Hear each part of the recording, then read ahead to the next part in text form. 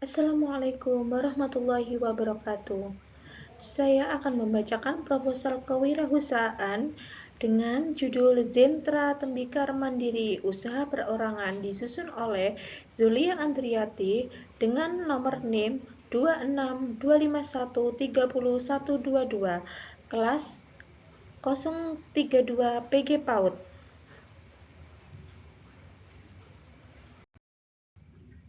Visi dan misi.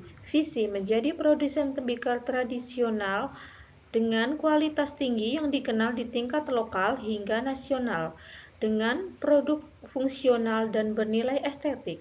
Misi menghasilkan produk tembikar yang kuat, fungsional, dan ramah lingkungan. Melestarikan kerajinan tradisional melalui inovasi desain. Memperluas pemasaran melalui marketplace. Bisa melalui Facebook, WA, pemberdayaan tenaga lokal dalam proses produksi. Produk utama di sini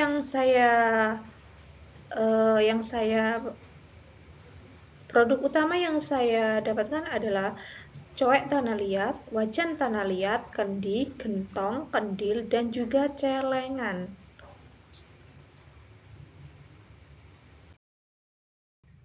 Keunggulan produk kami adalah 1. Produk kami terbuat dari tanah liat pilihan, kuat, dan tahan panas. Dalam arti produk tanah liat pilihan itu kita berasal dari Sungai Bengawan Solo ya, nggak ada campurannya pasir. Kalau beda tempat kan juga tetap beda bahan. Ada yang kalau semisal dekat dengan pantai otomatis itu tanahnya tercampur dengan pasir. Keunggulan kedua, ramah lingkungan atau eco-friendly. Dikerjakan dengan pengrajin lokal berpengalaman. Keempat, desain estetik, tradisional, dan cocok digunakan untuk dekorasi.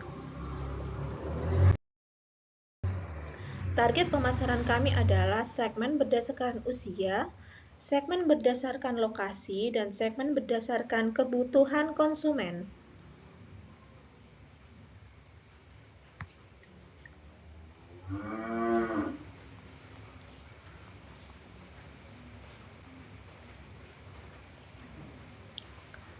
Yang dimaksud dengan segmen berdasarkan usia adalah kelompok usia 8-25 tahun umumnya mencari produk tembikar yang estetik, praktis, dan juga terjangkau seperti cowek kecil, kendi untuk dekorasi.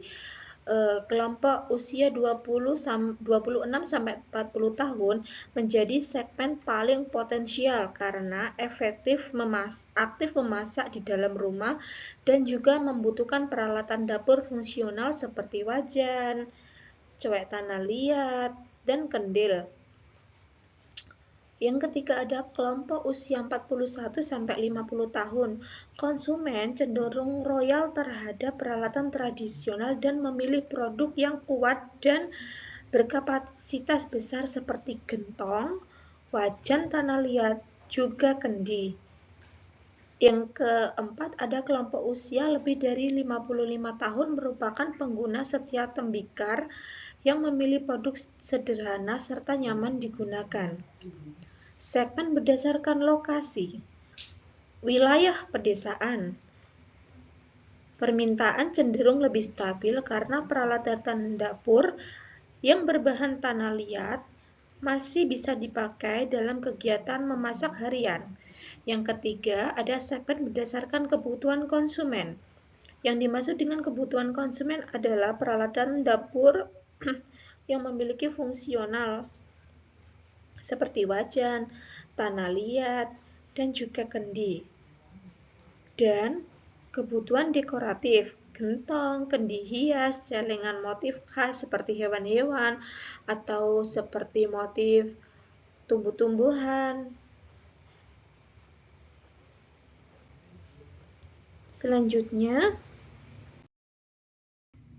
peluang dan tantangan atau peluang dan tantangan. 1. Peluang pasar. Tren kembali ke produk tradisional dan natural. 2. Dukungan pemerintah untuk UMKM. Tantangan yang dihadapi adalah persaingan harga dari produk sejenis.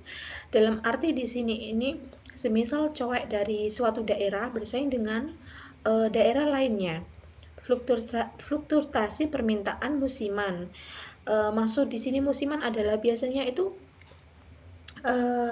mempunyai langganan dengan segmen. Biasanya kalau pulang kampung waktunya lebaran itu sekalian mengambil untuk dibawa ke tanah rantauan sebagai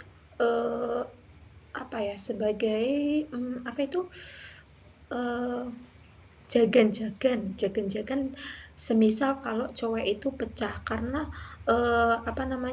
untuk warungan itu biasanya kan lebih cari yang lebih estetik gitu kan, biar lebih beda dari yang lain, juga lebih khas gitu kalau untuk pecel lele gitu. Lokasi usaha saya berada di Desa Kebloran, RT 4 RW 1, Kecamatan Kragan, Kabupaten Rembang, Jawa Tengah. Strategi pemasaran, seperti yang sudah saya bahas di depan tadi, promosi melalui media sosial bisa Facebook, Instagram, dan juga WA. Kalau promosi melalui lisan juga bisa. Distribusi melalui penjualan online melalui media sosial dan penjualan offline di rumah. Jadi selain sistem COD, kami juga menyediakan untuk offline, pembeli bisa datang di rumah dengan penjualan tradisional. Rencana keuangan. Break-even point atau BEP adalah titik di mana usaha mulai tidak merugi, yaitu ketika total pendapatan sama dengan biaya. Rumus BEP. BEP per bulan sama dengan modal awal per laba bersih bulanan. Perhitungannya seperti ini, pendapatan bulanan sekitar 6.250.000, biaya operasional bulanan sekitar 5 juta, laba bersih per bulan sama dengan 6.250.000 dikurangi biaya operasional per bulan 5 juta sama dengan 1.250.000, modal awal 10 juta. Maka untuk menghitung BEP-nya adalah sebagai berikut.